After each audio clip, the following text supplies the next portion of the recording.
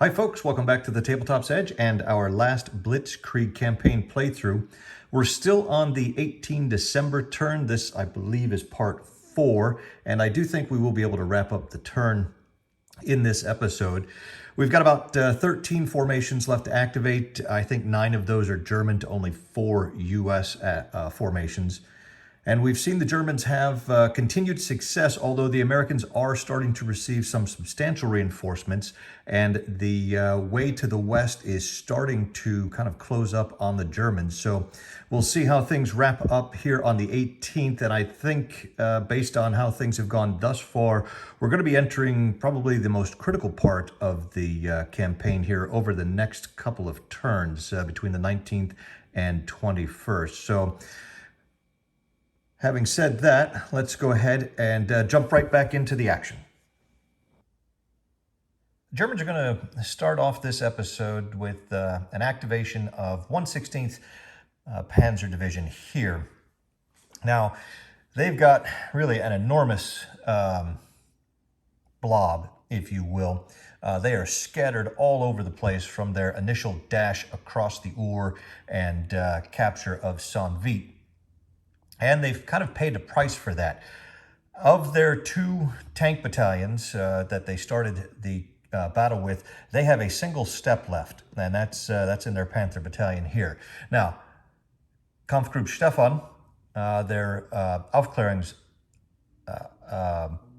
Kampfgruppe, is still at full strength. So he's got 6 steps here, and he's the best unit in the division, honestly. But I think what we're going to do with 1/16th today on the 18th is kind of try to consolidate the formation and maybe give them a day to try to recover some of their Panzer strength. They are actually mixed. You can see their marked coordination. They are mixed with the 62nd Volksgrenadier here in Saint-Vit. So they're going to have some negative snafu modifiers, and so we're not expecting them to do a whole lot today. Again, this will be kind of a consolidation day, and then hopefully put them in a little better position on the 19th to resume their advance. So let's go ahead and see what we can do here with the 1/16th. I'll flip over the headquarters here, signifying that they are activated now. The trains are on map here, just east of the Our, and we have a complete MSR. We're not going to go into a prepared defense, even though we're not anticipating advancing much. There may be a couple of attacks we may yet make with our infantry, so we don't want to suffer the negative modifier in a combat table if that's the case. And we certainly won't be remaining in a prepared defense for very long, even if we were to enter one. So we'll dispense with that and go on to the snafu roll.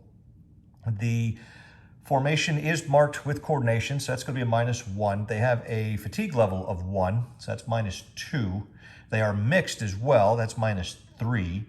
Game specific brings that up to a -2. The trains are at optimal distance for a -1. They are not ghosted or crossing the streams or using tracks, so it's only a -1, but still that's a little bit lower than we're used to seeing for the Germans, at least at this stage of the game.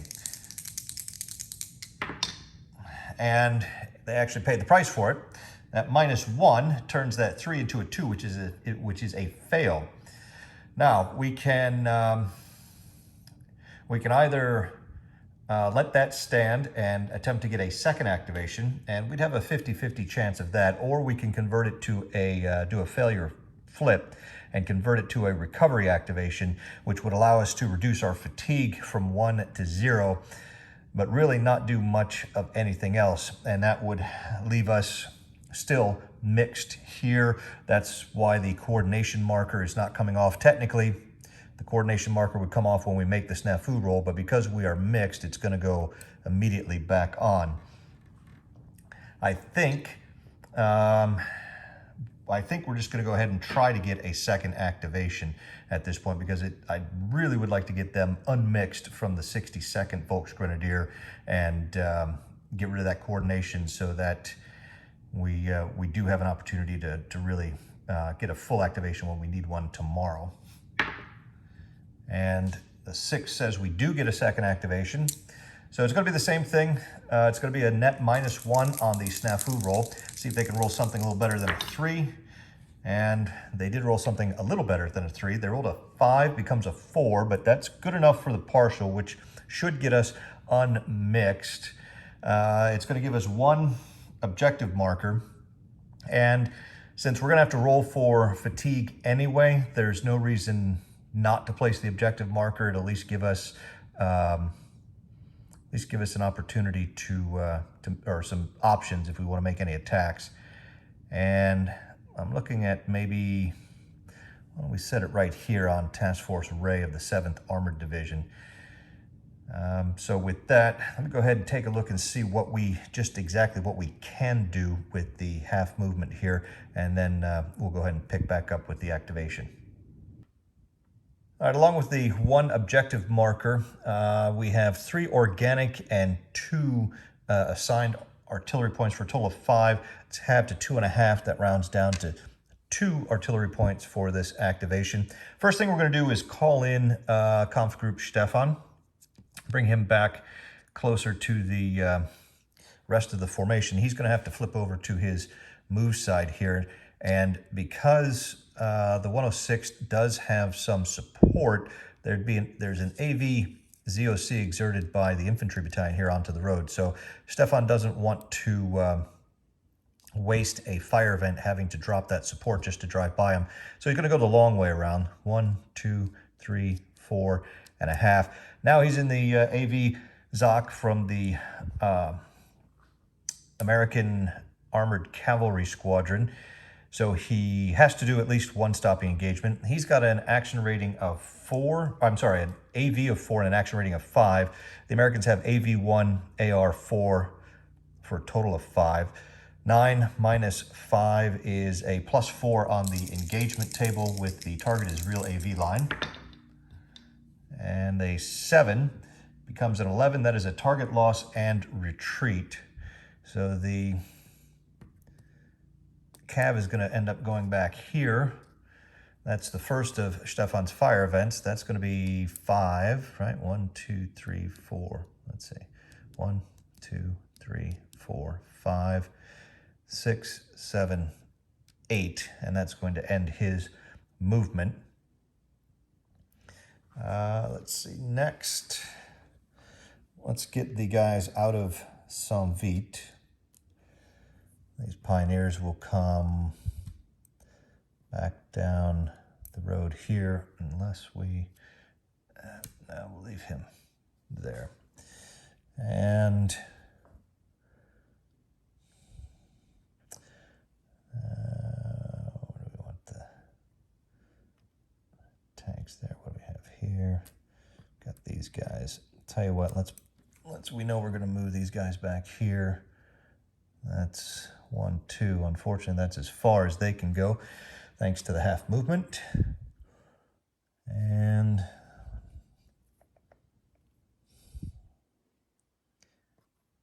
bring the Panzers a little bit forward here. We'll bring these guys in. Actually, let's go ahead and flip them over so that they can actually reach the headquarters hex here. And we'll deploy this battalion. I'm going to send him 1, 2, 3, 4. No, it's 1, 2, 3, 4, 5.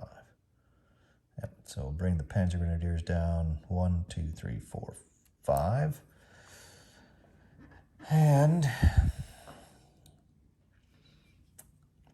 I think we will go ahead and make an attack here. We're going to make an attack with the 1st Battalion, 156th Panzer Grenadier Regiment on Task Force Ray. We'll spend 1 point for a suppression barrage. So that's going to be an action rating of 4. They have red support is 5. Artillery 6, 7, assist is an 8. On the defender side, they have an action rating of 4. They are a dual unit for 5. They're not eligible for support because they are a dual unit. They're not in a prepared defense, and they are not in terrain. So 8 to 5, it's a +3 on the combat table here. And the Germans have not been rolling well lately in the turn. That's going to be a 5, which becomes an 8. That's an A1 desituational and traffic. So the only thing that's going to do is push Task Force Ray back a few hexes, but it is going to inflict a step loss on first of the 156th.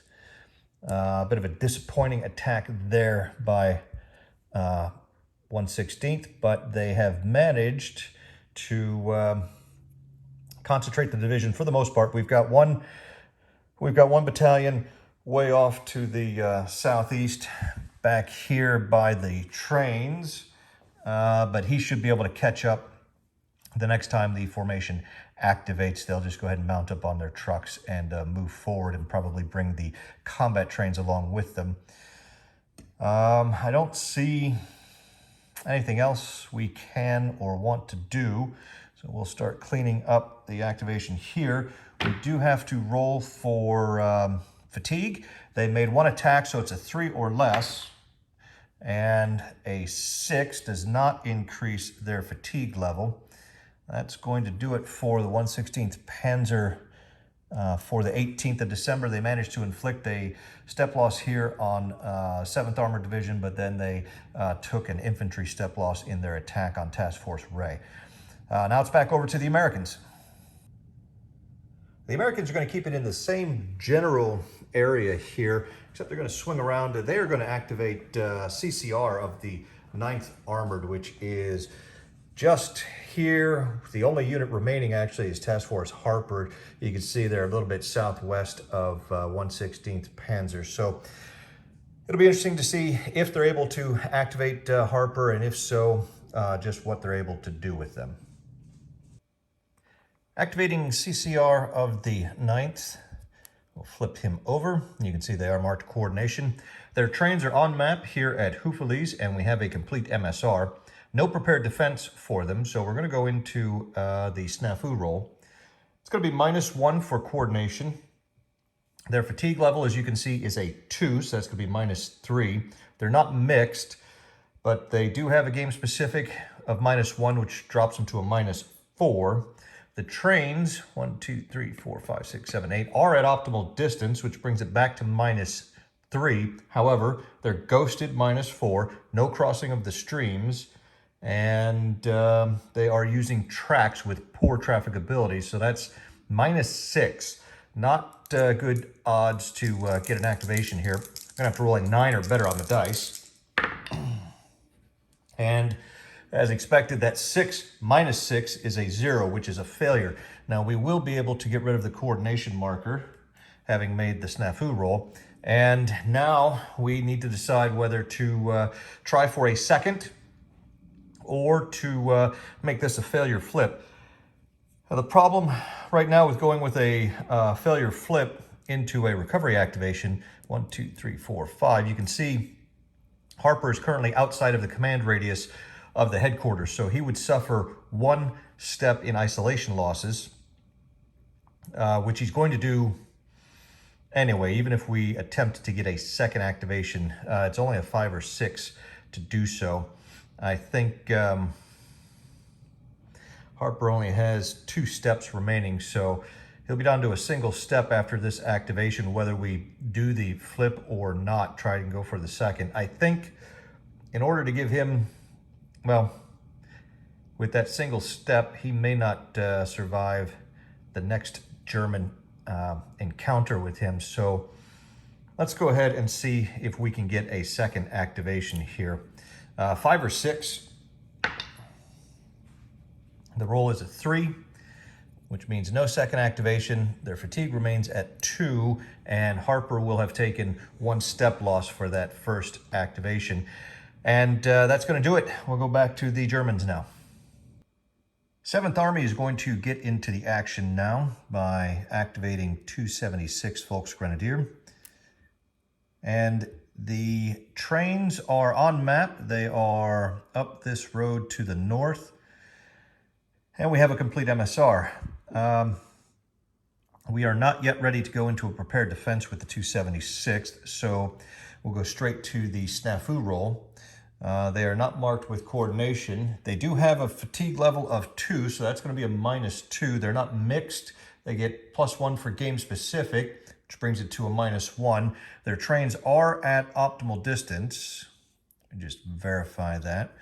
1, 2, 3, 4, 5, 6, 7, 8, 9, 10, 11, 12, 13, 14. Yes, they're just at optimal distance, which will bring it back to even. They're not ghosted, they're not crossing the streams, and they're not using tracks. So no modifiers on the snafu roll here. The roll is a 6, which was only going to get them a partial activation. That's going to be 1 objective marker. And now they're going to have to take a look at where they want to place that.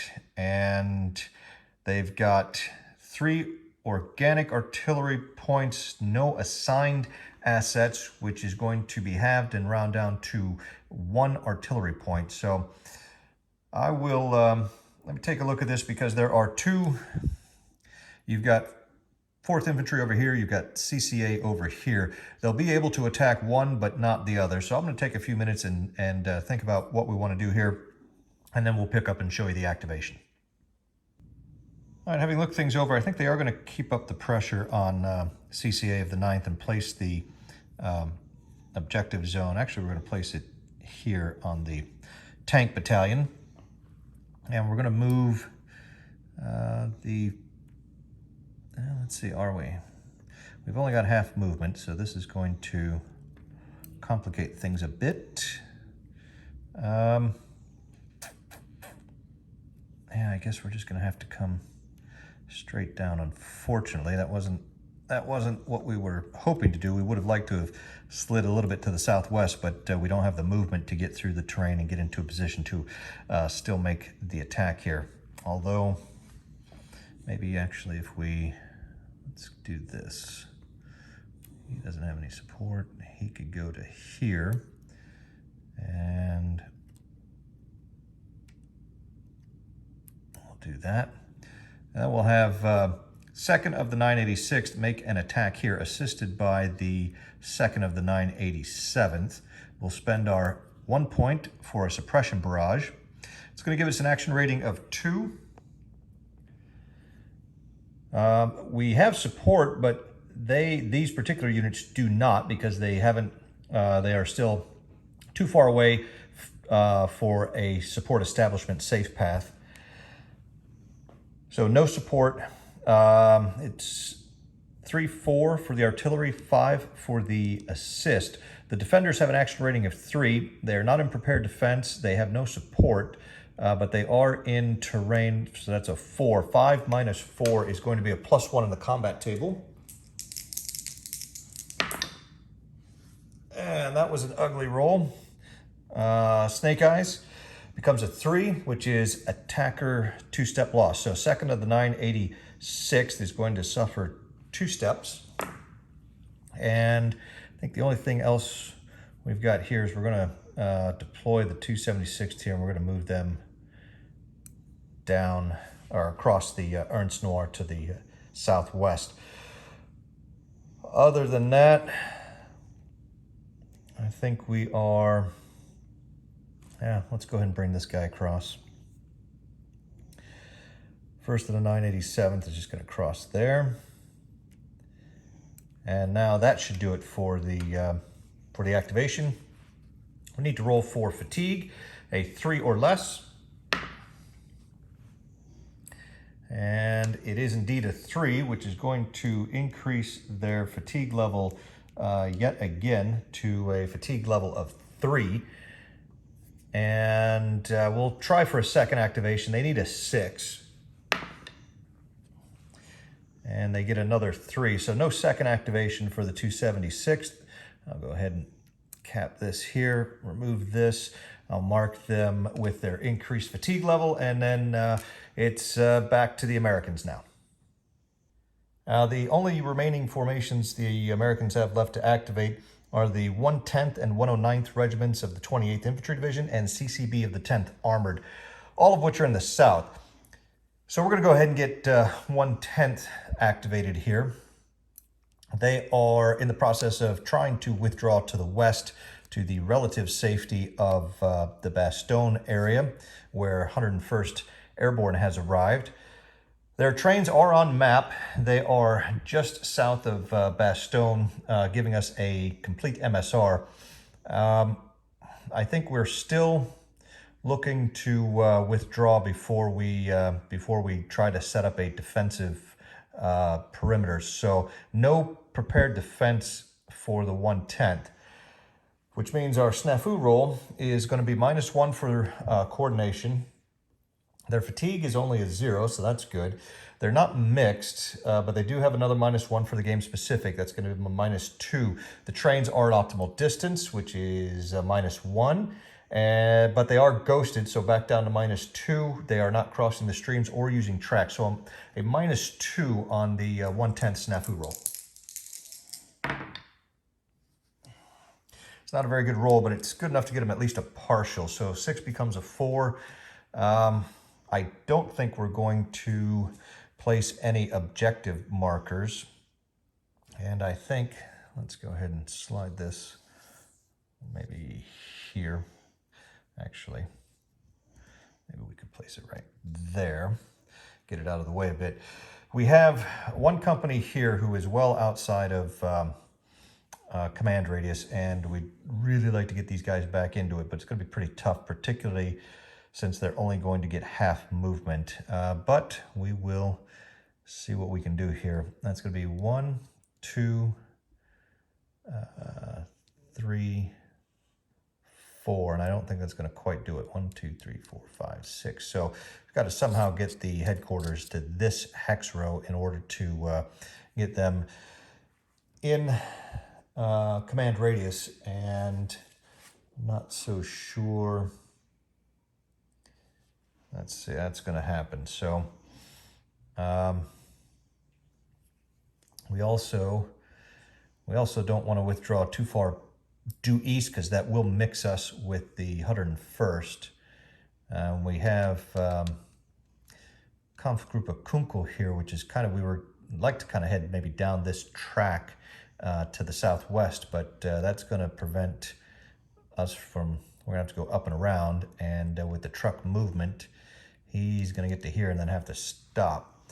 So maybe we do place that, let's get rid of the coordination marker since that's been done. Made the roll. We've got engineers and we've got these guys. You know what? We are going to make an attack. We are going to try and push these guys out of the way.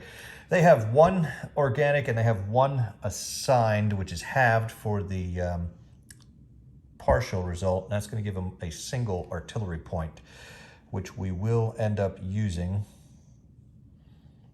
Now the question is, I guess what we'll do is this. We'll pull the engineers back here for a half and then come here for 1.5. And then we're going to deploy the 2nd Battalion and have them slide into the headquarters hex here. And then 2nd Battalion will be the one that'll make the attack, and we'll spend the 1 point as a suppression barrage. We are going to have an action rating of 4. We do have red support, which is nice because that makes it a 5. 6, 7 for the artillery, and the assist from the engineers make it an 8.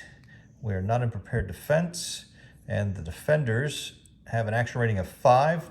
Duel makes it 6, and they are in terrain for 7. So 8 minus 7 is a +1 on the combat table. That's not very good.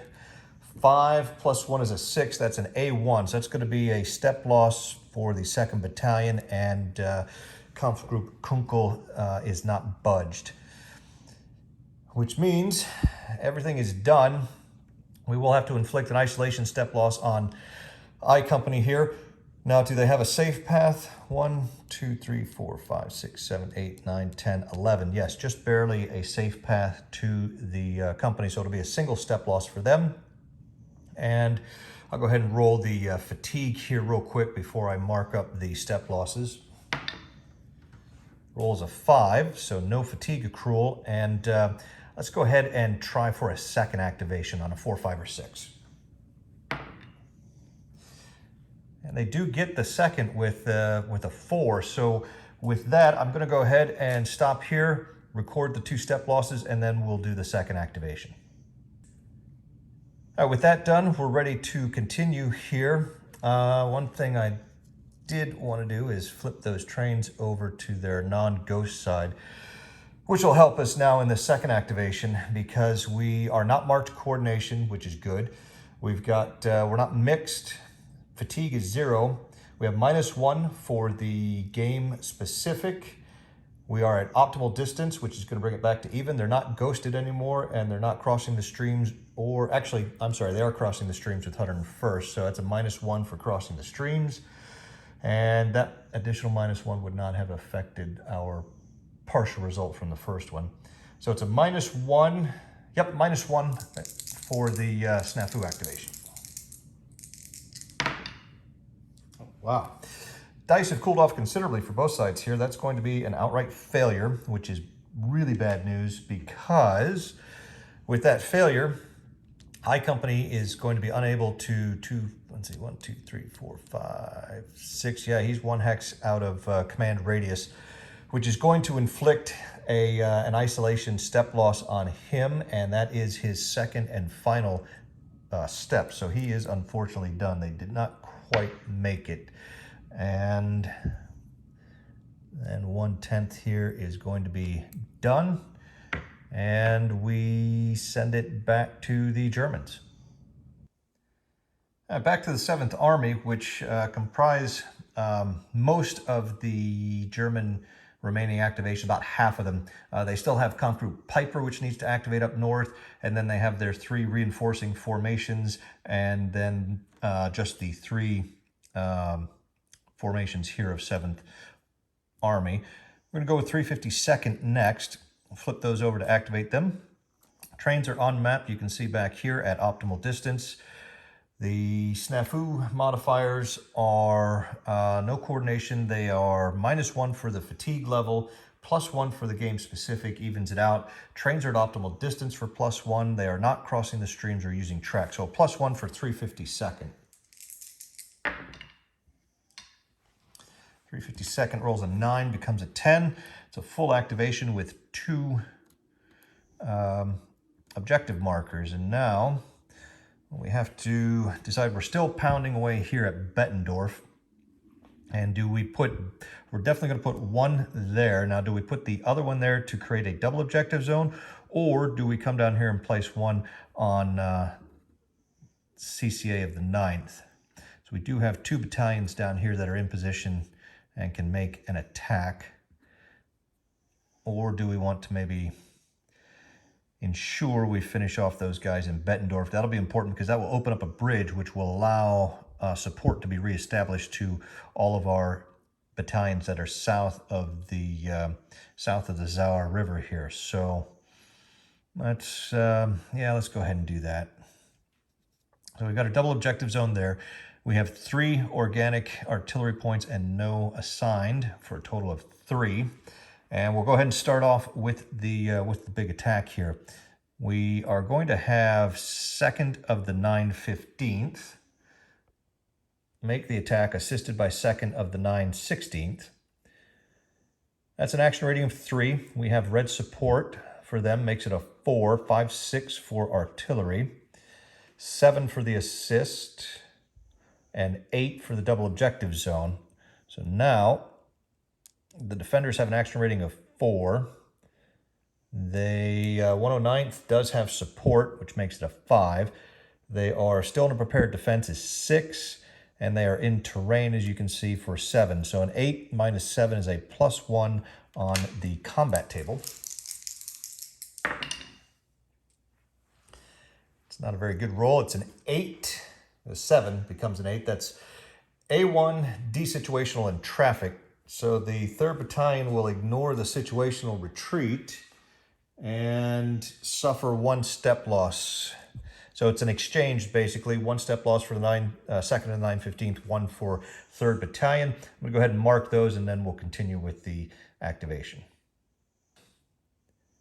Well, the Americans just continue to stubbornly hold out here at Bettendorf. They have been reduced to a single step. If that attack had gone a little bit better, they may have been able to eliminate both steps, but that is not the case. So that's going to kind of limit what the the rest of what the 352nd can do this activation. I think we're just merely going to move 1, 2, 3. I don't know if we want to quite move him up there or not move him. I don't know if we want to move him into contact with the armor there. Yeah, why not? We'll go 4 to there. And that's really going to do it for, again, a less than impressive activation. We'll clean all this up here. And they need to roll fatigue, 3 or less for the attack at Bettendorf. They roll a 5 to avoid any fatigue increase. And now they'll need another 5 or 6 to get a second activation. They do indeed get that second. So this could be an opportunity now to finally seize Bettendorf. Again, no prepared defense, and I think we're just going to go straight into the snafu roll. The trains are on map, obviously, and we have a complete MSR. So we're looking at fatigue -1, game specific brings it back to even, optimal distance is +1, and that's it. So +1 for the snafu. Not a very good roll. That 5 becomes a 6, which just misses a full activation. So a single objective marker, which we will place on Bettendorf. And now instead of 3, we only get a single artillery point, but that's okay because we wasted the other 2 last activation. And we are going to go ahead and do, we'll do another attack here. Same thing, 2nd of the 9/15th will make the attack, assisted by 2nd of the 9/16th, and we'll spend our only artillery point in a suppression barrage. Should be the exact same numbers. 3 support, red support is 4. Actually, it's going to be 5, 6 for the artillery, 7 for the assist. No double objective zone this time. And then the defenders will be 4, support 5, prepared defense 6, terrain 7. So it's actually a slightly weaker attack with a +0 modifier. And the results are not good for the Germans. 5 is an A1, so they still cannot quite dig out the remaining Americans from Bettendorf. That is going to be yet another step loss on 2nd of the 9/15th. And really, that's going to do it for the 352nd. So we'll just roll for, we'll just roll for fatigue. A 1 sees their fatigue level increase to 2. And another generally unproductive day for yet another 7th Army formation. All right, back to the Americans now, who have 109th here and CCB of the 10th Armored further west. So I think they're going to head out to the west and activate CCB of the 10th.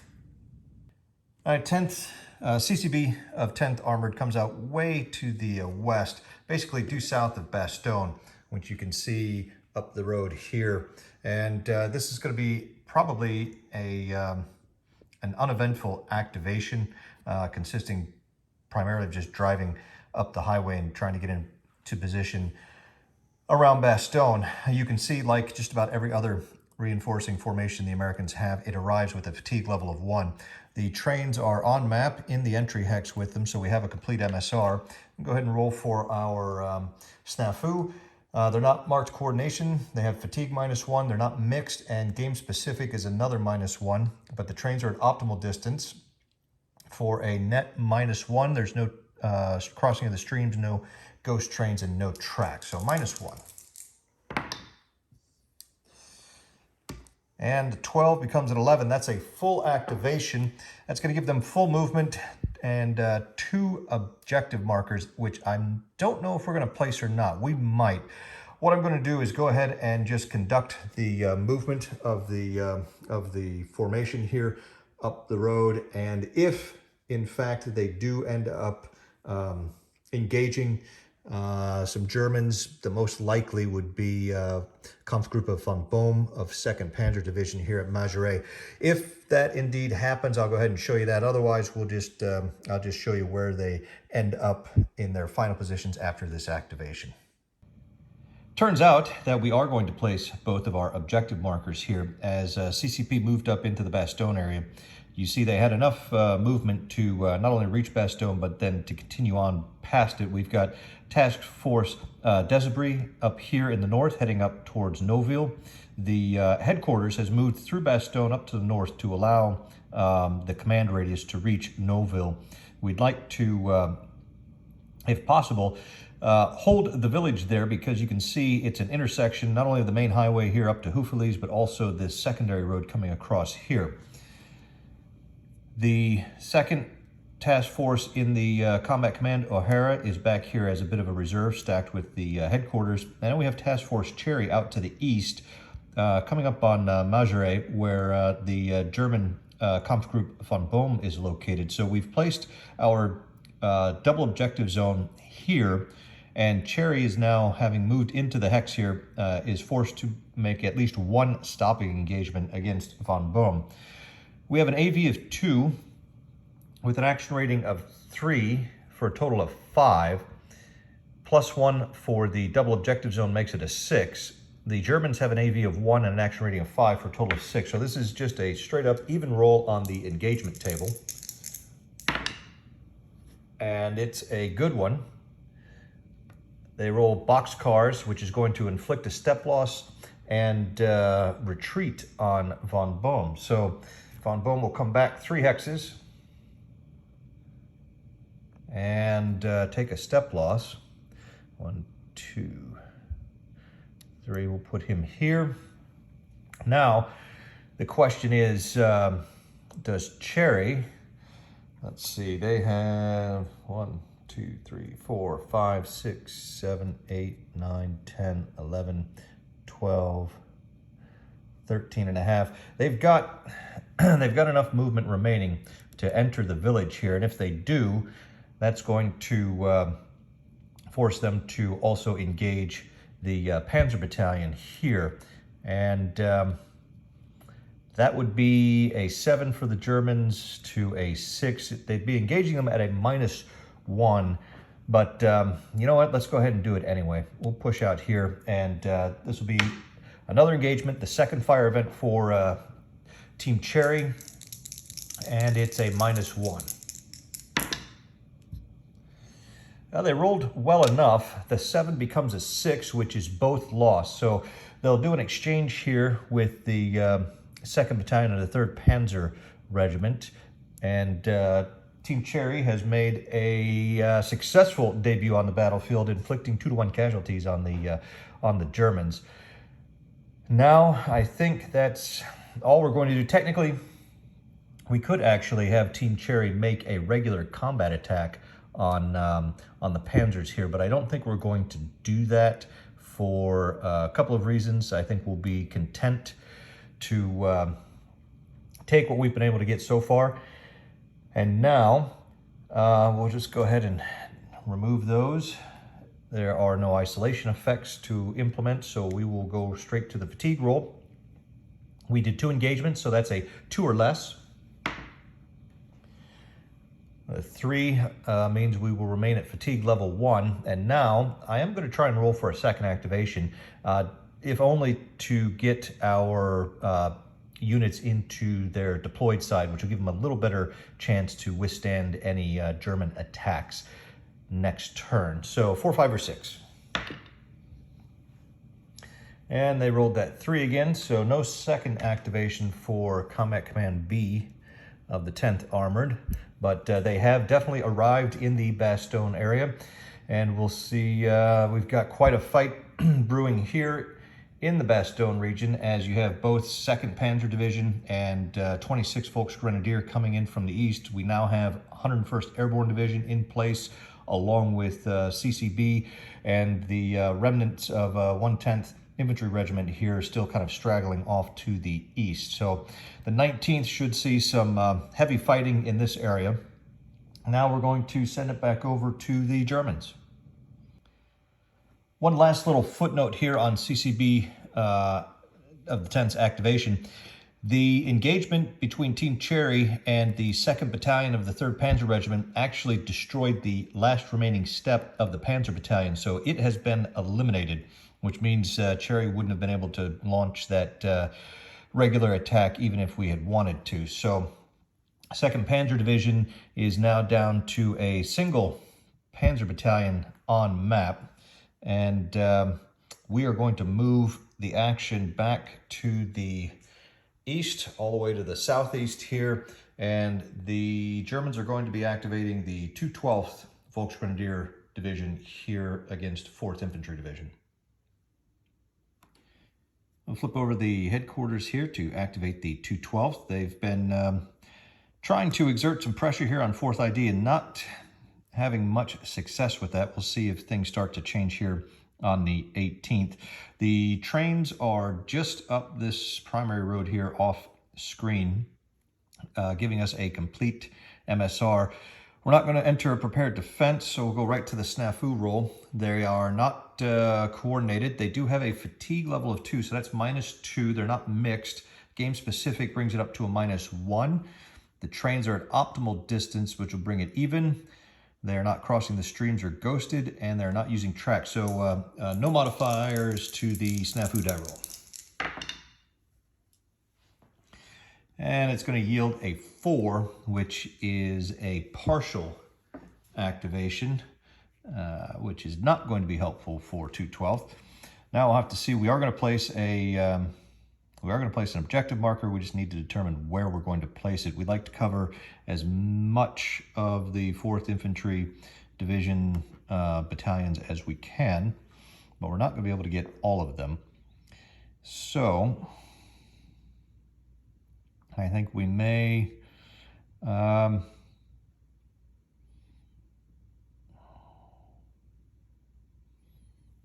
let's go ahead and we'll drop it here.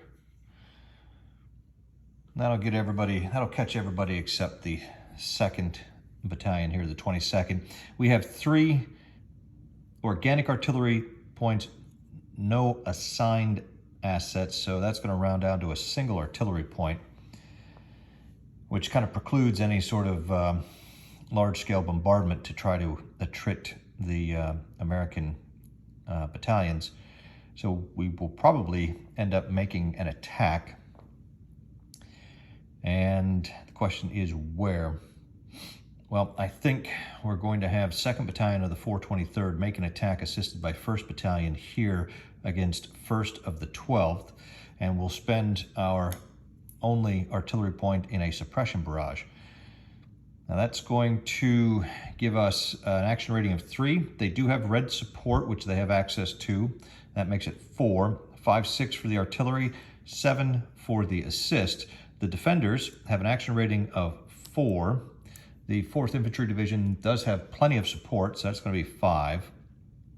They are also in a prepared defense for 6, and they are in terrain for 7. So this is a straight up roll on the combat table.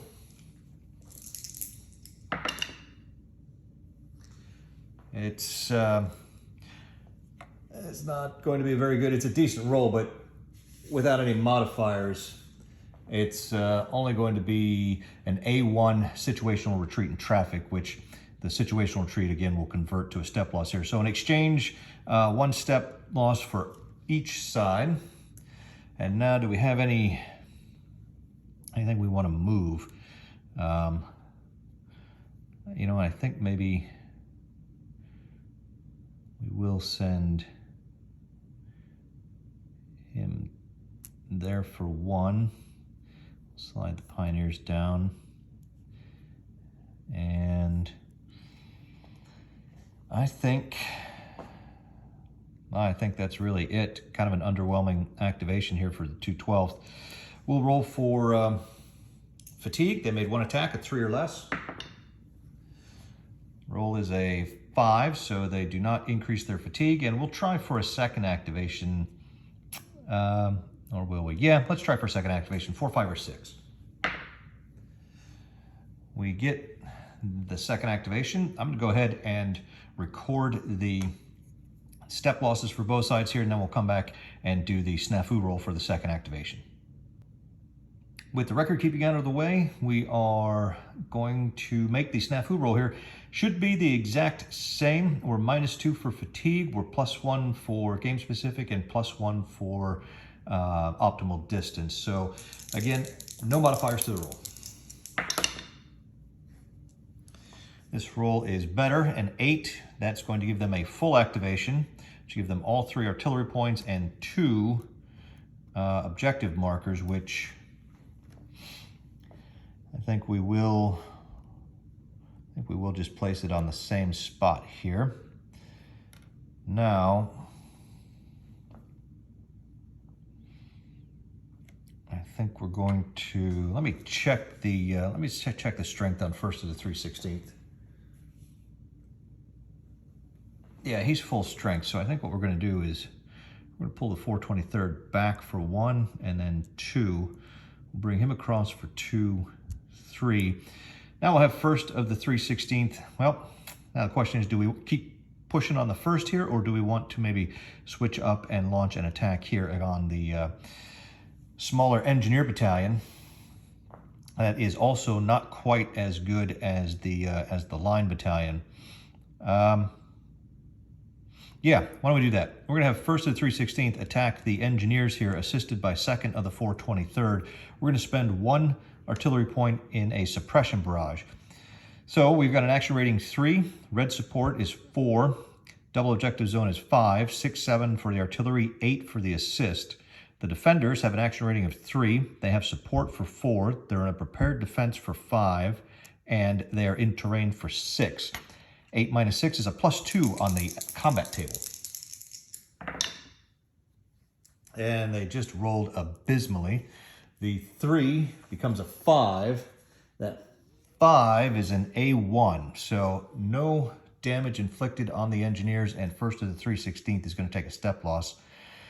With that, I think the only thing else they're going to do is 1st of the 423rd is going to spot a 1-point barrage against the 1st of the 12th here. They are in terrain and prepared defense, so it's a 4, 5, or 6.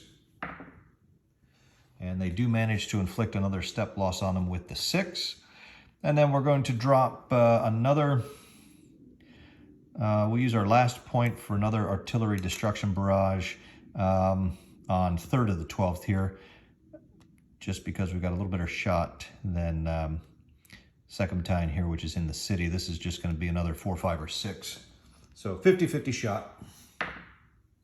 And that is also successful. So that's going to inflict a step loss on 3rd of the 12th. So slowly, the 212th is chipping away at the 4th Infantry Division, but at this rate, it's going to take quite a long time before they see any real progress down here. Nope, there's nothing else really to move since the front lines haven't changed at all. Fatigue roll is going to be a 3 or less because of the attack that was made. And a 5 means they will remain at fatigue level 2. That's going to wrap up a couple of underwhelming activations from the 212th Volksgrenadier. And we'll go back. The Americans have a single formation left to activate. That's the 109th Infantry Regiment, slightly further to the west. Last American formation to activate on the 18th is going to be the 109th Infantry Regiment of 28th Infantry Division. And Colonel Rudder has been holed up here in Diekirch, Bettendorf, and Fuhren, successfully really holding up 5th Fallschirmjäger for the last 2.5 days. The problem we have now is they've made contact with 10th Armored and Task Force Riley.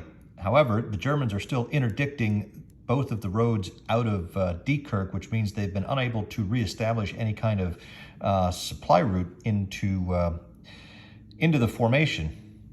Now, 1st Battalion, which is located here in Diekirch, is in pretty good shape with, I think it's got 5 steps remaining, maybe even 6 steps.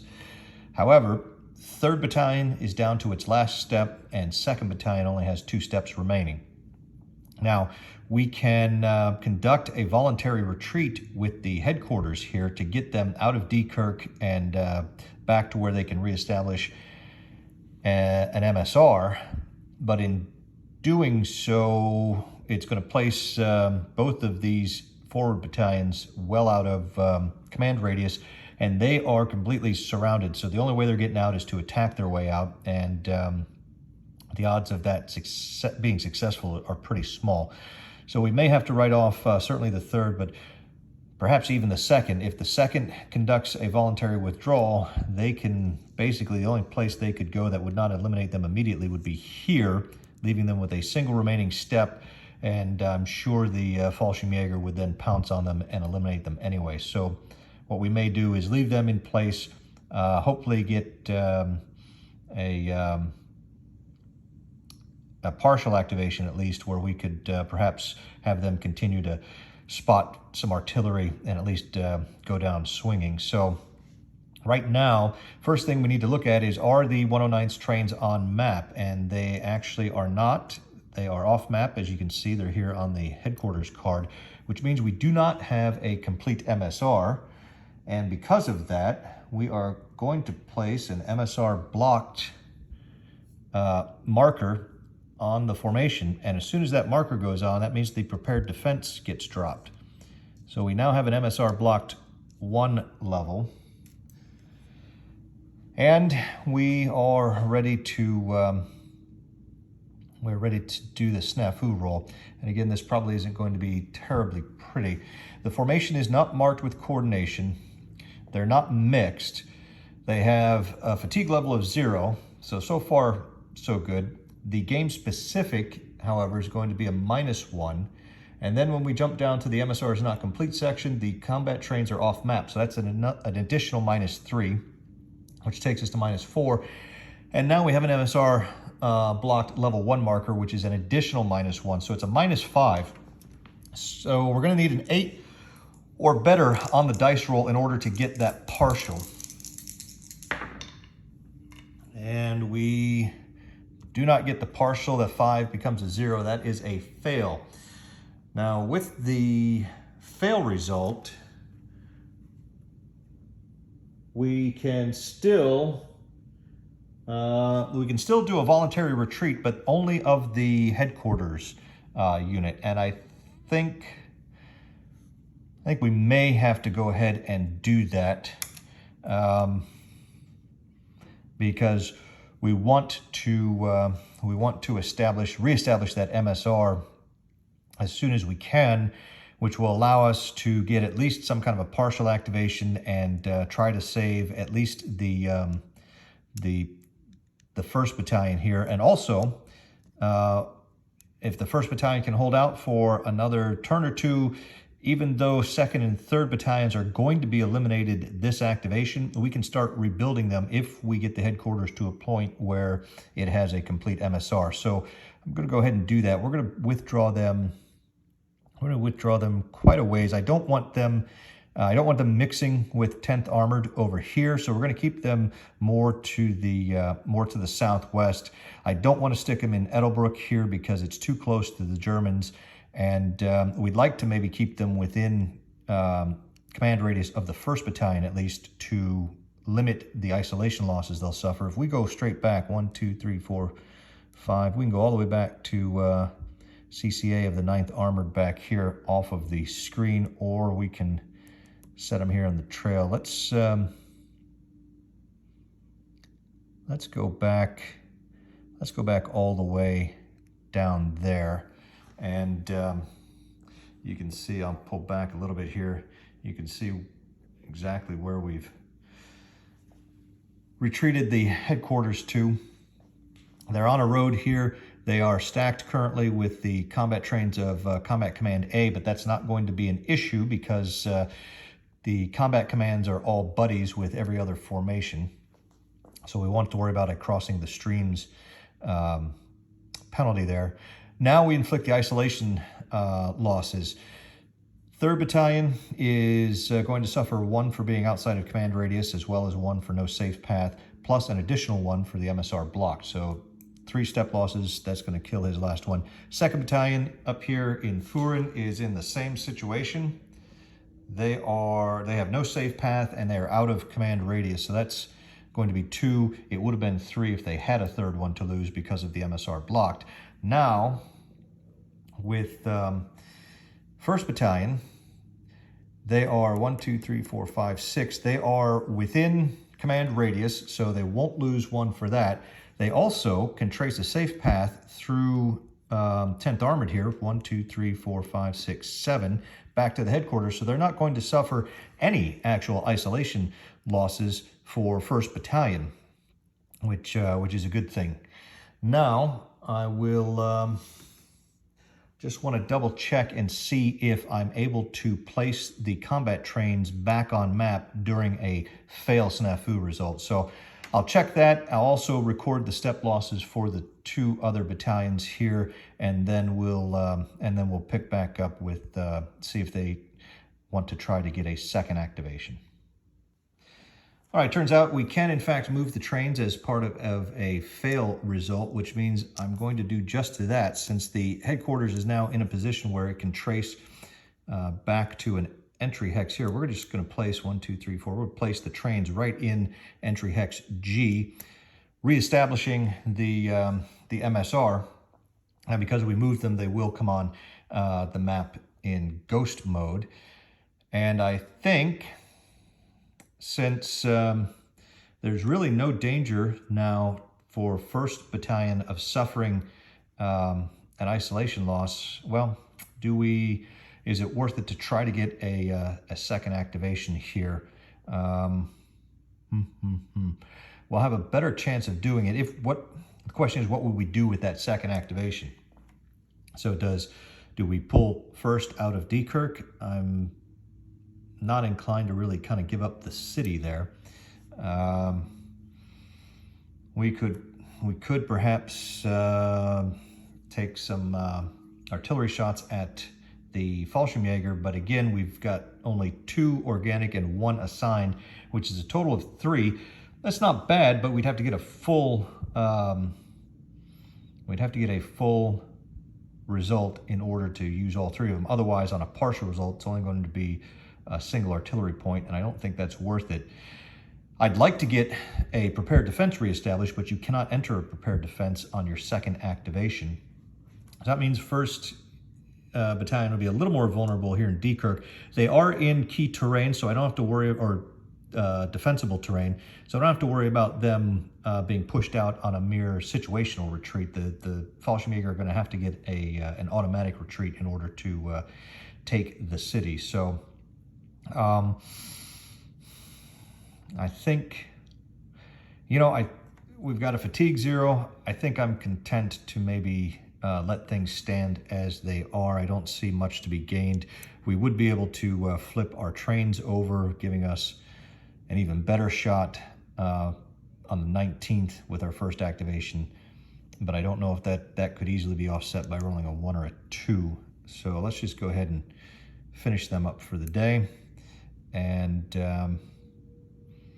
that should do it. That's going to do it for the Americans. The Germans only have, they have 5th Fallschirmjäger and Kampfgruppe Peiper as the only 2 frontline formations remaining.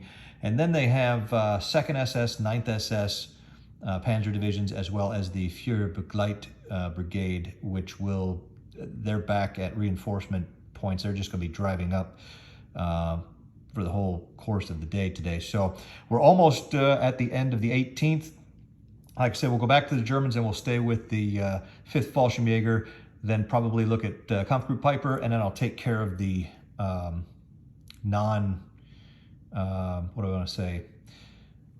non-combat involved formations as they drive up, and then we'll be ready to move on to the 19th. Activating the 5th Fallschirmjäger here, we will flip them over, and finally, at long last, the roadblock here of 2nd Battalion has finally been destroyed and overcome, which is going to allow the division to really kind of start moving westwards and southwards. I think eventually now, with the Bettendorf strong point also eliminated, that's going to allow 352nd to continue to move west. So the idea is, we've got 26th Volksgrenadier and 2nd Panzer way off to the west towards Bastogne. They're going to need some flank protection here as well as just kind of the firepower of 5th Fallschirmjäger to help overcome the American units now in the Bastogne area, plus any potential reinforcements coming that way. One of the issues facing 5th Fallschirmjäger is a lack of roads. Now, there are plenty of tracks that lead off to the west here, but the combat trains can only trace along secondary and primary roads. We've got this nice highway here, which turns into Skyline Drive, but it runs north-south. Everything going west of there are tracks, except through Edelbrook down here. You've got this secondary road that leads out to Wiltz. And so 5th Fallschirmjäger may end up having to come sort of aggressively south to move west. The problem is we've got a bridge here that might get blown. We've got a bridge at Edelbrook that might be blown. If we bring the trains across the Our River here, we've got to be careful. We've got this secondary road we can use, no problem. But tracing along the road right here along the river, you can see can be hazardous because the Americans already have it cut here, just being south of the road. It's going to be very difficult to keep this road free of American zones of control and be able to run an MSR along it. And that's also kind of the case here with Edelbrook, even if they do manage to capture that bridge intact. So the other option is they've got to run their combat trains way up to the north. They've got to go basically up the N12 past, back through Clairvaux and then through Dassburg, just off the north of the screen here. But we will worry about that, I think, over the next day or two, how exactly we're going to get the 5th Fallschirmjäger to the west and keep their MSR reasonably intact. So for now, what we'd like to do is kind of clear out Diekirch and take Edelbrook. The trains are on map. They are right here. Optimal distance, complete MSR, no crossing of the streams or any of that, no tracks. The snafu for 5th Fallschirmjäger is going to be a -1 for fatigue, +1 for the game specific, +1 for optimal distance, and I think that's it. So a +1 for the snafu roll. The 11 becomes a 12. That's going to be a full activation. I think we will place both of our objective markers right here in Diekirch. Actually, you know what? I take that back. I'm going to place one here in Ethelbruck because it is a victory point city, as you can see denoted by the American star there. We cannot enter it without an objective marker there. Actually, I don't even need to enter it. All I have to do is, once I get to the hex here on the north side of the river, we'll roll to see whether or not this bridge is remains intact or if it gets blown. So instead, we'll leave both of the objective markers here. And what I'm going to do now is I'll go ahead and move the bulk of the division and not make you guys watch me fiddle around counting over and over again. And then once we pick up, once we're in a position to make some kind of attack here in the Diekirch area, as well as check the status of the bridge here at Edelbrook, we'll pick back up. Picking back up, you can see the division has advanced to the west. They haven't extended too much further to the west, just a couple of kilometers further west, but they have been able to move the bulk of the division that way. First thing I'm going to do is roll for the bridge status here at Edelbrook when the 3rd of the 14th moved adjacent to it. On a 1 or a 2, the bridge is okay. On a 3 or higher, it is blown. Result is a 4, so the bridge is blown. That's actually probably a good thing for the Germans. It's going to hurt the Americans, I think, more than help the Germans because the or more than hurt the Germans because the bridge across here is a primary road leading up, obviously, north.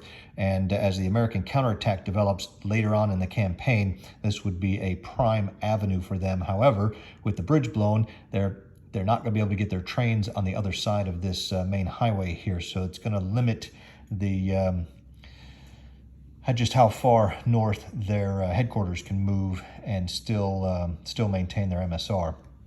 It is, however, going to prevent the 5th Fallschirmjäger from using this secondary road out here to the west, south of the Wiltz River, as an MSR themselves to come back. So it'll cause some logistical complications for the Germans moving westwards, but I think that's going to be more than offset by the logistical problems it's going to cause the Americans when they begin their counterattack. The only other thing we have left to do is to make an attack here on Diekirch. It's not going to be a very good attack.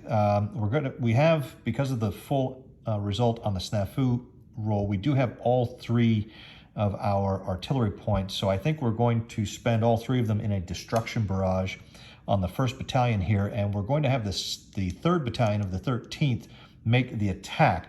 Unfortunately, there's no one adjacent to them that can assist. So I'm going to roll the artillery destruction barrage first, and then we'll calculate the combat DRM and make that roll.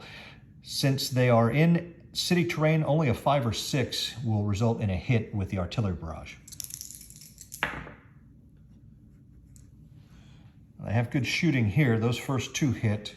This last shot, wow, last shot also manages to hit. So 3 step losses on 1st Battalion. That's going to have to consider this attack a very successful attack, regardless of what happens now on the actual attack resolution. It's going to be an action rating 2. They do have red support for 3. There's a double objective zone for 4, no artillery and no assist. So it's a 4. The defenders have an action rating of 4. They 109th, I believe, has support. They do have support, so that's 5. They are not in a prepared defense, however, but they are in city terrain, which is going to be a +2, so that's a 7. 4 minus 7, it's a -3 on the actual combat roll. And the 6, I think, is not good enough to avoid the worst result. That becomes a 3, which is an A2. So 3rd Battalion of the 13th is going to suffer 2 step losses as a result of the attack. However, the accurate artillery manages to inflict 3 step losses on the Americans, so they still ended up coming out ahead on that. Now we'll clean up the activation here, and I'll make a fatigue roll of 3 or less. They stay fairly hot with the 6, so their fatigue level is going to remain at 1. And we will roll again to see if we can get a second activation here. They need a 5 or 6. And a 1 means that they're only going to get 1 activation on the 18th here, although they did manage to inflict some substantial casualties here to 1st Battalion at Diekirch. And with that, I believe we will jump back up to the northern front now, and we'll see what Peiper decides to do, and then we'll wrap up the rest of the activations. Peiper has a problem. While he was waiting for 12th Volksgrenadier and 1st SS to clear a new supply route for him, which would allow him to continue pressing westwards, 30th Infantry Division has hustled down and gotten into position to block him astride the road he was advancing on, and 1st Infantry Division has actually come down and moved into contact with him and begun shelling fairly heavily his troops here in the Malmedy area and on his right flank. Now, Peiper is qualitatively the best formation in the game. All of his units have action rating 5, except for the small Pioneer Battalion. They all have excellent mobility, being TAC movers with 16 movement points generally. You got a 14 there, and I think a 12 here with the King Tigers are the slowest. And they have good AV numbers. So there are very few individual units that can stand up to an attack by Kampfgruppe Peiper. The problem is he doesn't have the mass to bull his way through 30th Infantry Division here, let alone 30th Infantry Division and having to deal with 1st Infantry Division right next to them. He'd be able to certainly make some inroads and approach Stavlo here, but more than likely what would happen is he would just end up getting sort of bogged down in their defense in depth, as you can see it deployed here. 1st Infantry Division swinging across his rear, and he would just basically get worn down, surrounded, and eventually destroyed, which kind of sounds like what happened to him historically, funnily enough. So rather than try to press westwards against a fairly substantial and pretty good unit, the 30th Infantry Division has action ratings of 4s for the most part. They've got some decent support. They actually have multiple units in support. So it's not like they're a pushover unit. And I think with this northern route kind of the door sort of slamming shut here, at least until the Germans can get some more troops up here. I mean, it's far from over, but it's going to take a couple of divisions, say 12th Volksgrenadier, maybe even 12th SS, attacking to kind of punch through or grind their way through 30th Infantry Division here. Piper's not going to be able to do it by himself. However, I do think if he decides now to turn and adjust his axis of advance to the south and southwest, he'll be able to come down here through Ligneuville, Recht, and along this road all about here to Vilsam, where he can try to get into the rear of 7th Armored Division, cause some mayhem there, which will also end up helping Panzer Lehr and the 116th Panzer, which are to the south here. And then he's got the ability, if he can do that, cross the Salm River at Zalmchateau and proceed west, or he can, at Vilsam, he can turn back up to the north and come up parallel to the Salm, crossing here and basically kind of driving around 30th Infantry Division and maintaining a clear path out to the west. So as we activate Peiper, that's generally going to be the plan of what we're going to try to accomplish this this turn. We'll see how far it goes or what we're able to, what exactly we're able to accomplish. The trains are on map. They are way off, just off camera here to the east at Holzheim. And we do have a complete MSR. So obviously no prepared defense for Peiper, which is going to bring us to the snafu roll. Now he's not marked with coordination. His fatigue is 0. He is not mixed. And he gets a +1 for the game specific. The trains are just barely at optimal distance for a +2. However, they are ghosted, which is going to bring it down to a +1. And he is using tracks. He's basically coming across this Rollbahn D path here. And with the mud weather, that's poor trafficability, that's -2. So Peiper actually has a -1 to his snafu roll, which means there is a possibility of him failing this snafu roll on a 2 or a 3 of roll the dice, and it's going to be a little bit harder to get a full activation. And as soon as I said it, it's as if I willed it. The 3 -1 becomes a 2, which is a fail. We are not going to do a failure flip into a recovery activation because his fatigue is 0 and it would do us no good. So we are going to attempt to get a second activation. He does have the best opportunity for a second activation with a 3 or better. So anything but a 1 or 2 and he'll get another shot at it. And he rolls a 3, which is good enough. We are going to, however, take advantage of that first activation to move his, we're going to move his trains. No, we're going to leave the trains where they are, but we're going to flip them over to their non-ghost side. And the reason I didn't move the trains, although I could have, and place them, closer up here, actually on the road, is that Peiper is going to be using tracks no matter where I move that trains to. So we'll at least pick up a, we'll drop the -1 for the ghosted trains, which should help a bit.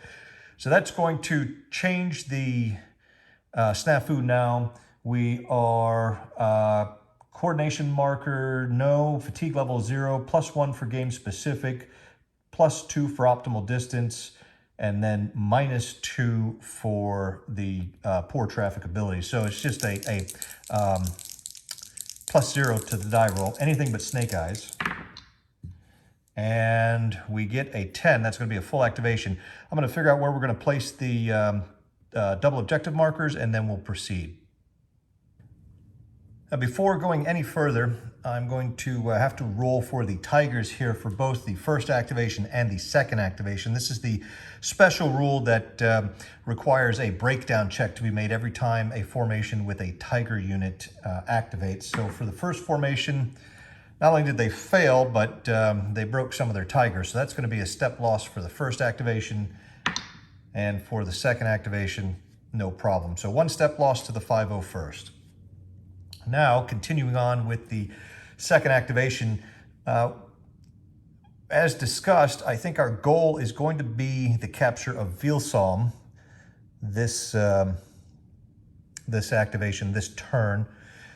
So we've placed both of our objective markers in Vilsholm. Now it's a question of how are we going to get there? Are we going to just leave these guys alone here and bypass them, or are we going to jump the headquarters and force them to displace? Now, jumping the headquarters would force them to move, but that may actually put them in a little better situation overall than where they currently are. It would also coordinate them. But the problem is there are 2 units here of the 106th, which does have some support. So if we were to have somebody move into this hex, we're going to have to engage 2 separate units in order to drop all of the AV zones of control that are extending into the hex. Obviously, if a single unit does that, that's going to consume both fire events and then bring the unit to a stop. And you can see Peiper's command radius is only 5 hexes, and from this hex to Vilsholm is more than 10 hexes. I believe it's 11 hexes. So if we send somebody into this hex, it's going to prevent us really from taking our primary objective.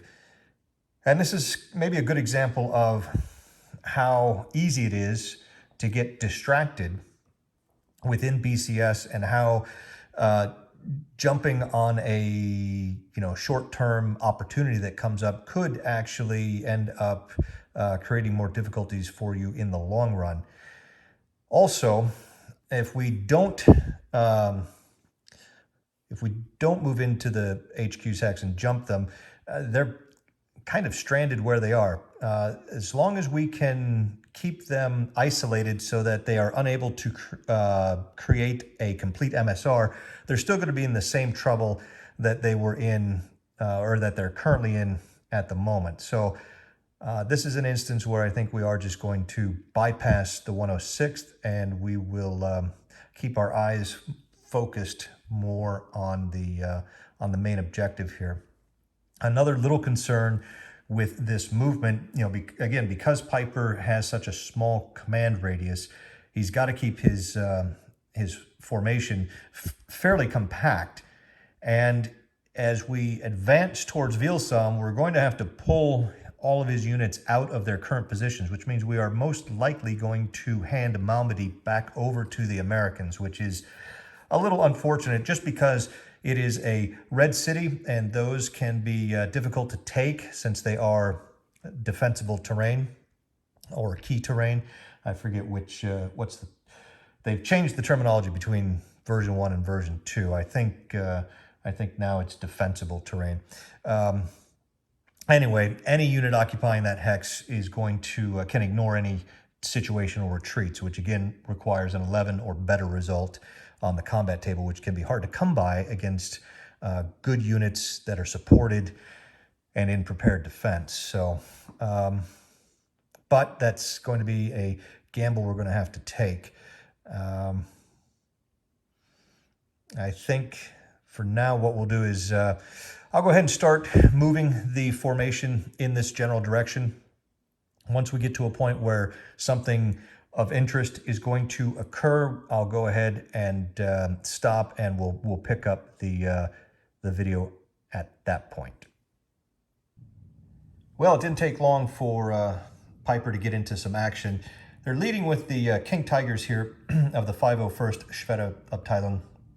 And they have come around here, proceeded down the road, and have just reached the AV-ZOC of 87th Armored Cav and also Task Force Wempel.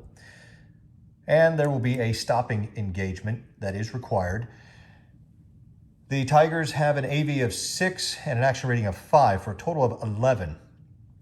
Now the Americans will get to select which of the units in the hex they want to use as the action rating unit. And right now, 7th Armored Division is pretty chewed up. The 87th Cav is down to a single step, while Task Force Wempel only has 2 steps. But I think in order to keep 87th on the map, I think we will select Wempel. It also will be a little stronger unit. So we've got an AV3 action rating 4. That's going to be an 11 minus 7. It's a +4 on the engagement table. And unfortunately for the Americans, that 5 with the +4 becomes a 9. That is a target loss and retreat. And when a unit retreats from an engagement, that means all units in the hex, even if it were an infantry unit and not an AV unit that was stacked with Wempel, would have to retreat as well. That's going to flip him to his move side, and he's going to go 3 hexes back, which is going to place him actually in the headquarters hex. And now 87th Armored goes with him. That could be problematic. You know what? That would put 3 units in that hex. That's going to give Peiper actually a good modifier on his attack, assuming he can get some infantry units up there. So I think what we'll do is these guys go 3 back. We may go ahead and place them here in stop terrain, but it also actually allows them to project an AV-ZOC here onto the road. Now that was the 501st first fire event, but that was their 12th movement point, so they can go no further.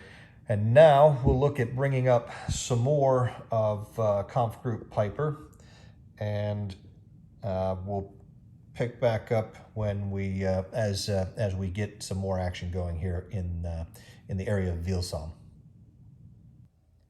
Next up, I think we're going to bring down the Panther Battalion here. 1, 2, 3, 4, 5, 6, 7, 8. When he reaches here, he will be stopped in the AV-ZOC again.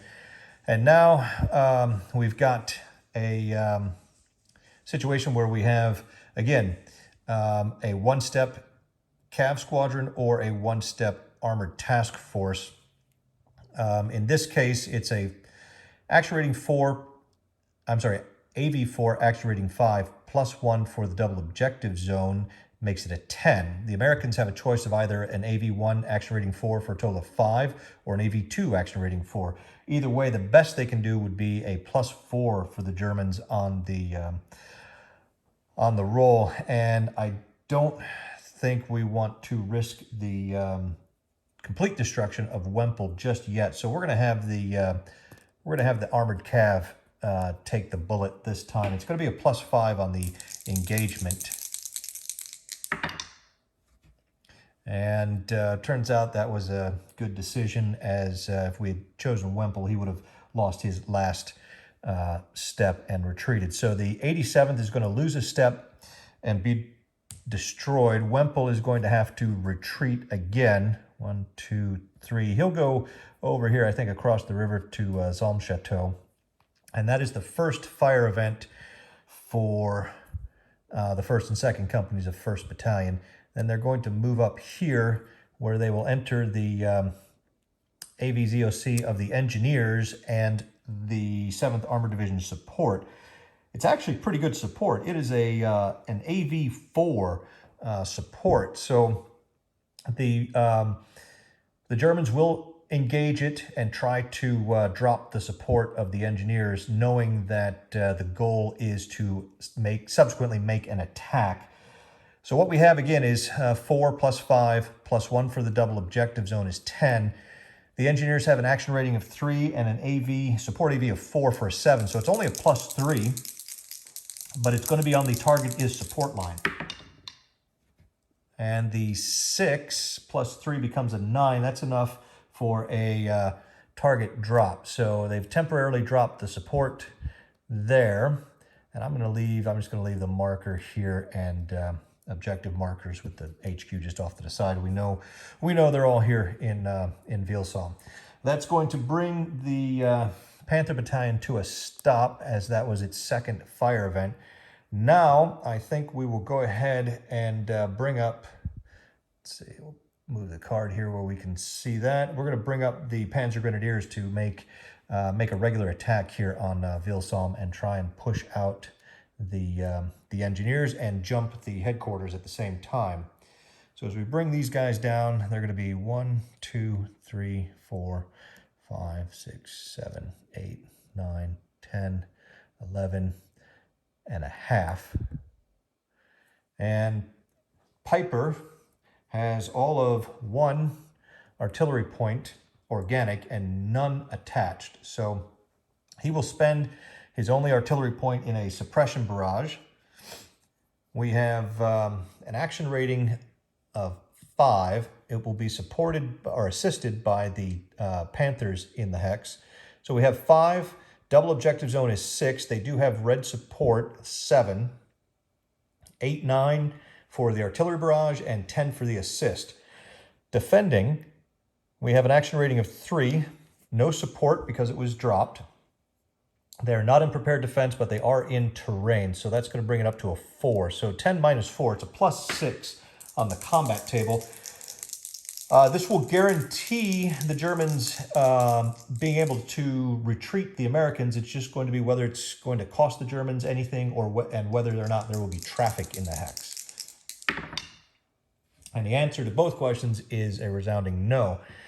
9 becomes 15. That's going to be 2-step losses and an automatic retreat. Now, since the engineers are within 3 of the HQ refuge, that's going to mean they're going to come off map and they will reappear in the reinforcement next turn. And the Panzer Grenadiers will take Vielsalm, which is also going to jump the 7th Armored Division headquarters. We're going to end up marking him with a coordination, and we are going to flip the trains to their ghost side, and the headquarters needs to retreat at least 3 hexes to a legal hex. Now, the question is, as we pull back a little bit here, the question is, does 7th Armored Division want to retreat to the north, or do they want to retreat to the west? Retreating to the north, they have some support up here in the fact that 30th Infantry Division is not that far away. As you can see, we pull back here. Here's 30th Infantry Division here. So they would be retreating up the road here, kind of towards their trains in the direction of 30th Infantry Division. If they go to the west, they have 82nd Airborne right here, not too far away. I think I am inclined to retreat the headquarters to the west. If we come north, there's nothing between the headquarters and the rest of Peiper's formation, which has yet to move, which means it could be forced to jump and displace yet again. If we come to the west here, we're also basically taking the center of gravity of the 7th Armored Division and bringing it further to the south and west, which is, you can see there's a bit of a gap here. These are the remnants of CCR of the 9th and the 112th Infantry Regiment. And then way down here is 101st Airborne. So between 101st and 82nd, there's a sizable gap centered really on Houffalize here. So it's not necessarily a bad thing if 7th Armored Division is pushed a little bit to the west and to the south, because that will keep them sort of in this gap, and they'll be able to hopefully coordinate with 82nd Airborne to keep the German penetration from getting much further to the west. So I think that's where we're going to end up going with the headquarters. The question now is how far. It's a minimum of 3 hexes, but it can certainly go more than that. And the big concern is we don't want to get our units out of command radius. The 7th Armored Division, like most armored divisions, has a command radius of 12, so that's not a huge concern right now. So we want to put it far enough to the rear where it will have at least some relative safety, at least in the immediate future, until it can reestablish its defensive positions, but not so far that it is impinging on the 82nd Airborne's blob, or that it's putting its own units out of command radius. I think, though, that it might be fine if we just come back this way. 1, 2, 3, 4, 5, about 6 hexes. I do want to leave a little bit of room. I don't want to put them right on 82nd's doorstep, because we actually would like to get the 82nd to move a little bit further to the east. So I want to give some room here, a little bit to the east and south, for 7th Armored Division, or for 82nd to move forward. So we're not going to push 7th Armored Division too far to the west just yet. And with that, I'm going to go ahead and record the losses to the engineers and as well as the 87th Recon here and Wemple, and then we'll continue on with the rest of Peiper's activation. All right, continuing on with Peiper, I think maybe we'll bring up the other tank companies now.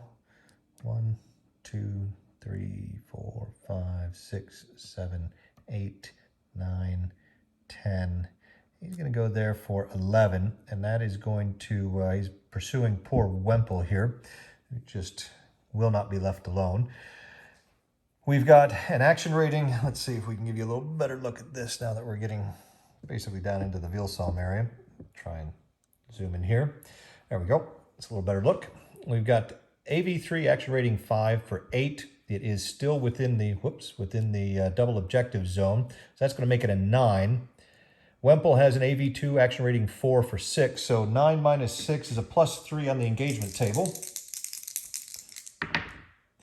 And not a good dice roll, but because of the +3, it's going to raise that up to a 6, which is a both loss.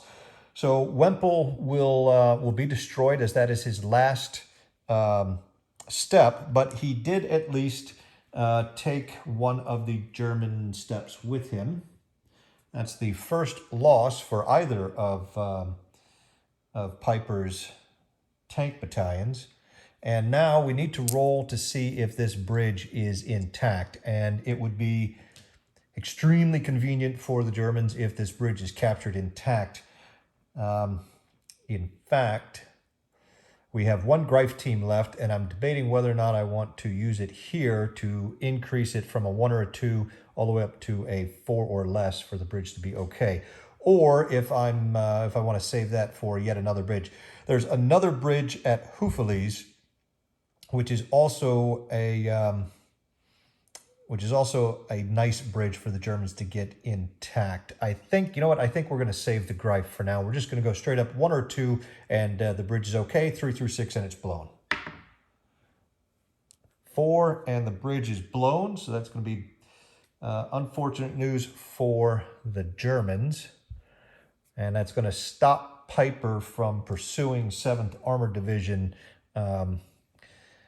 out to the west here. So let me go ahead and let me grab a bridge blown marker for this, and then we've got the headquarters and about 3 more units to move to finish up the activation. All right, I think we're going to continue on here with Peiper, bringing up the Pioneers next, and then the headquarters. 1, 2, 3, 4, 5, 6, 7, 8, 9, 10, 11, 12, 13.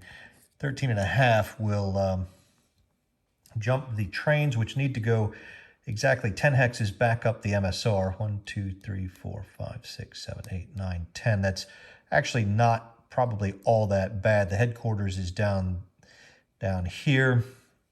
The Germans may have done them a bit of a favor. We're also going to bring Peiper up to that location as well. Now, the last unit in Peiper's formation to move is going to be Kampfgruppe Spitze here, the Aufklärungscompany, just east of Malmedy. Now, we want to move him down the highway here, but in order to continue to move, we're going to have to drop the AV ZOC exerted by 2nd Battalion of the 26th from 1st Infantry Division. So as our first action with Spitze, we're going to do an engagement to drop the AV support. Spitze has an AV of 3 and an action rating of 5 for a total of 8. The Americans have an action rating of 4, and they actually have an AV unit with, or a support unit with an AV of 4. These tank destroyers you can see here. And so that gives them a total of 8, but then they also get a +1 because they have multiple units in support. So this is going to be an 8 minus 9 for a -1 net DRM on the engagement table. Looking at the target is support line. And the roll is an 8, -1 becomes a 7, and that is a target dropped. So we'll place a temporary drop marker there. That's going to allow Spitze to then go ahead and drive away up the road. We'll go 1, 2, 3, 4, 5, 6, 7, 8, 9, 10, 11, 12, 13, 14, 15, and now he has 1 fire event left, and you can see here at Trois Ponts that it is an American Victory Point hex. So in order to enter the hex, Spitze is going to, there needs to be an objective marker there. So Spitze is going to use his 2nd fire event to attempt to place an objective marker in the town here, in the village. He'll need a 5 or less, and he does that easily with a 1. So that allows us to place the objective marker. Now, that was his 2nd fire event, which means he stopped. That does not, however, prevent him from now making an attack. Because he's a dual unit, he is able to make a regular combat attack. So let's take a little closer look at this. Zooming in here, we can see that we're going to make an attack on the engineer company. It's Charlie Company of the 51st Engineer Battalion. They only have 1 step and an action rating of 3. So for the combat, Peiper is, as you can see, he is out of artillery points. He used his 1 point earlier in the activation. So we won't be able to provide any assistance in the form of an artillery barrage, which means we start out with an action rating of 5. It is a dual unit, which makes it 6. There's no double objective zone, and there is no artillery, and there is no other unit to assist. So we're looking really at just a 6 for the attacker. On the defender's side, they have an action rating of 3. They are an independent unit, so there's no prepared defense and there's no support, but they are in terrain for a +1, so a 4. So a 6 minus 4, it's only a +2 on the combat table, which means Germans are going to need to get at least a 5 on the dice in order to get the engineers out of there. And actually, this might, if Spitze takes a loss, he may actually be eliminated. Yeah, he's down to a single step himself. So do we want to make this attack? The Germans, Germans would need to roll a 7 or better to avoid any losses. Yeah, you know what? Why not? Let's take a chance here. And the chance pays off with an 11. That becomes a 13 with a +2. That's D2 and an automatic retreat. The D2 will be enough to kill the 1-step engineer company, and that will allow Spitze to enter the hex without suffering any losses. And you can see we have actually 2 possible bridge destruction rolls we need to make here. So the first one we're going to roll for is going to be the bridge on the track here. 1 or 2 in the bridge is okay, otherwise it's blown. A 5 means the bridge is blown. And then we'll roll for the, what I think is a little bit more important on the secondary road here. This bridge, 1 or 2, it's okay. And okay, bridge is okay. So we've got 1 okay and 1 is blown.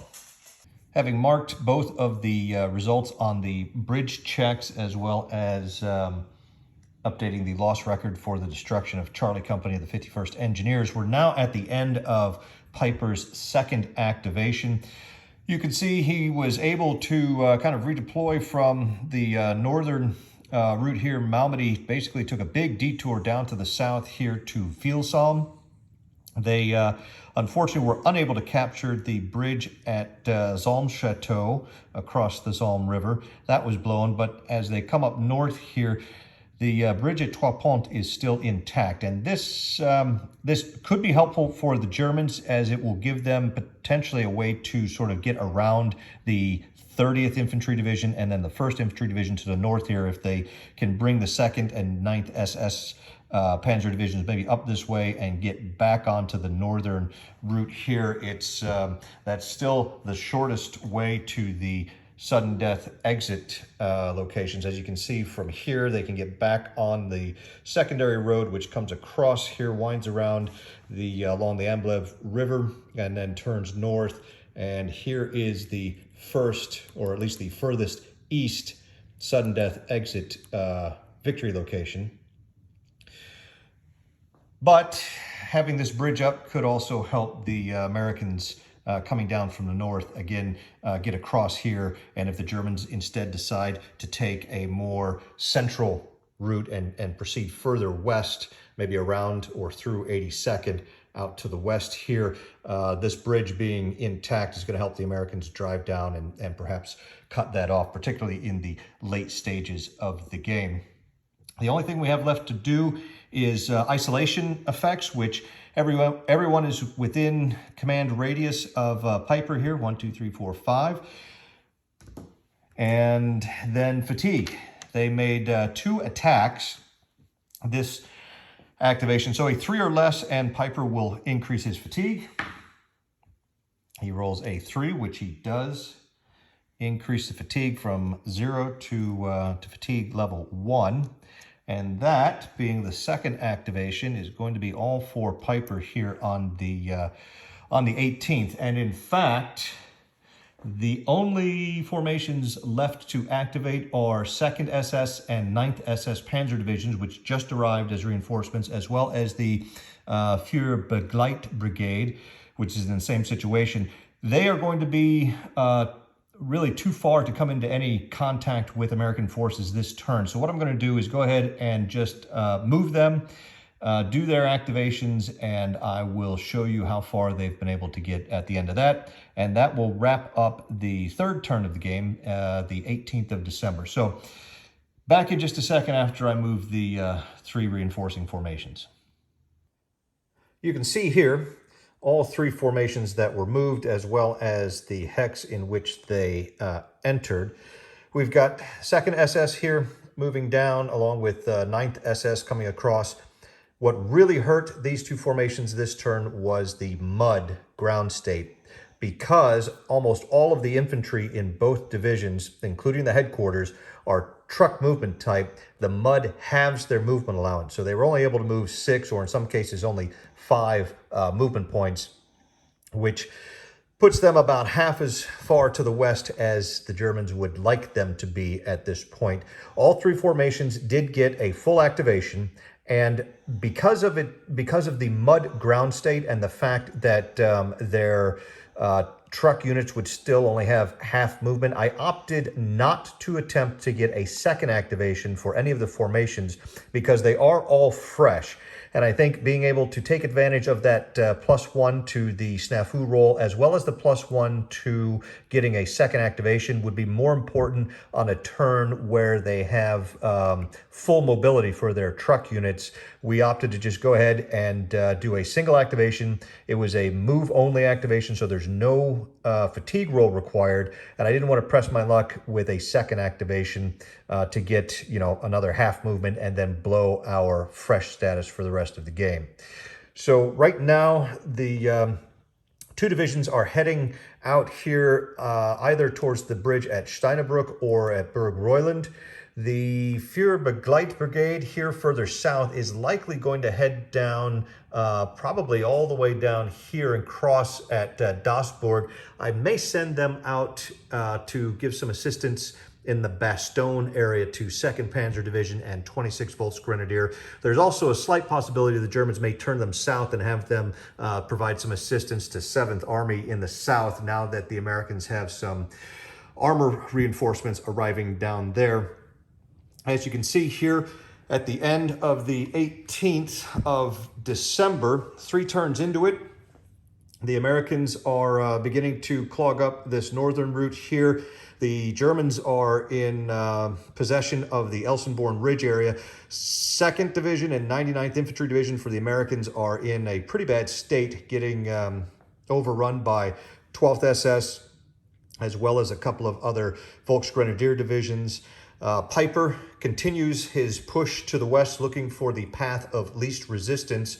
And it seems as though he has managed to get around 30th Infantry Division, but just to the west, we have the 82nd Airborne, which is a large, very powerful formation for the Americans. 7th Armored Division has been basically taking on the better part of 3 Panzer divisions for the past 2 days, and the wear and tear is starting to show on them as the headquarters is getting pushed west of the Somme River here, and the remaining task forces in the formation are in a little bit of bad shape here, with Lair immediately to their south, Peiper to the north, and then 116th Panzer kind of recovering here just east of them.